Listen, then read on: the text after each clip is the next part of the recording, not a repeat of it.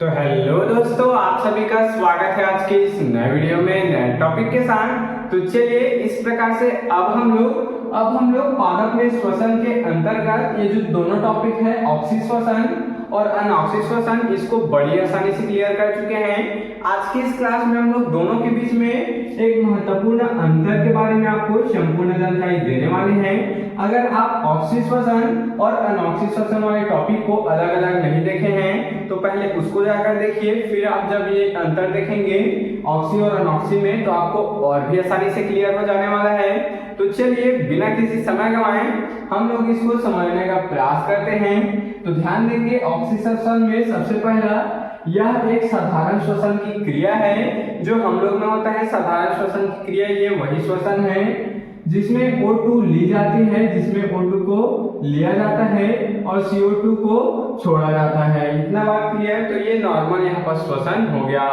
जबकि जो अनाक्षी श्वसन है यह क्रिया ऑक्सीजन अर्थात O2 के अभाव में असाधारण रूप से होता है, अर्थात इसमें ऑक्सीजन की आवश्यकता नहीं होती है। जो अनऑक्सी श्वसन है यह ऑक्सीजन के अभाव से ही या फिर ऑक्सीजन के अभाव में ही असाधारण रूप से हो जाता है। इतना क्लियर। चलिए दूसरा अंतर देखेंगे ऑक्सीश्वसन का।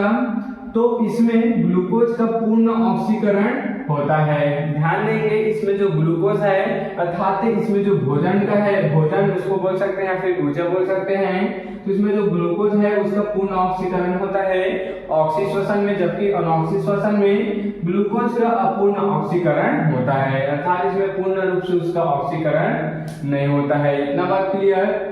तीसरा देखेंगे, इसमें क्रियाफल जल तथा CO2 कार्बन डाइऑक्साइड होता है। क्या बोला गया? इसमें क्रियाफल अर्थात क्रिया के बाद मिलने वाला जो फल होता है, अर्थात क्रिया के बाद बनने वाला लिख सकते हैं, बनने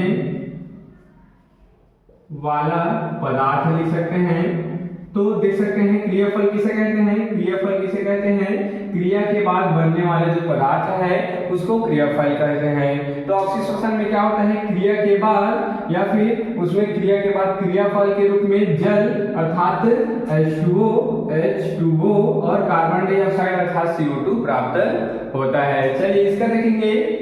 अनऑक्सीश्वसन में इसमें क्रियाफल एल्कोहल, देख सकते हैं इसमें क्रियाफल एल्कोहल और कार्बन डाइऑक्साइड होते हैं। इतना बात क्लियर। इसमें क्रिया के बाद जो बनने वाला पदार्थ है वो क्या है, एल्कोहल है और CO2 है अर्थात कार्बन डाइऑक्साइड है। चलिए चौथा देख लेते हैं। चौथा देखेंगे, इसमें ग्लूकोज के एक अणु के ऑक्सीकरण से, देख सकते हैं इसमें ग्लूकोज के ऑक्सीश्वसन में क्या होता है, ग्लूकोज के एक अणु के ऑक्सीकरण से 673 किलो कैलोरी ऊर्जा विमोचन होता है या फिर प्राप्त होता है। क्या बोला गया? ध्यान देंगे, जो ऑक्सीश्वसन है इसमें ग्लूकोज के एक अणु के ऑक्सीकरण से 673 किलो कैलोरी ऊर्जा जो है वह विमोचन होता है। जबकि अनऑक्सीश्वसन में क्या होता है, इसमें ग्लूकोज के एक अणु के ऑक्सीकरण से 21 किलो कैलोरी ऊर्जा इसमें विमोचन हो पाता है, प्राप्त हो पाता है। चलिए लास्ट यहाँ पर अंतर देख लेते हैं ऑक्सीश्वसन का। यह क्रिया कोशिका द्रव्य और तथा माइटोप्लाज्मा दोनों में होता है। देख सकते हैं जो ऑक्सीकरण की क्रिया है, एक मिनट, जो ऑक्सीश्वसन की क्रिया है वो किस में होता है, कोशिका द्रव्य, जो कोशिका होता है उसके कोशिका द्रव्य में होता है, कोशिका द्रव्य में होता है। और कहाँ होता है, माइटोकांड्रिया, यहीं पर इस प्रकार से माइटोकांड्रिया भी उपस्थित होता है, वहां पर भी ये क्रिया होता है। जबकि अनऑक्सीश्वसन में यह क्रिया केवल किसमें होता है, कोशिका द्रव्य में होता है। किसमें होता है, कोशिका द्रव्य में होता है।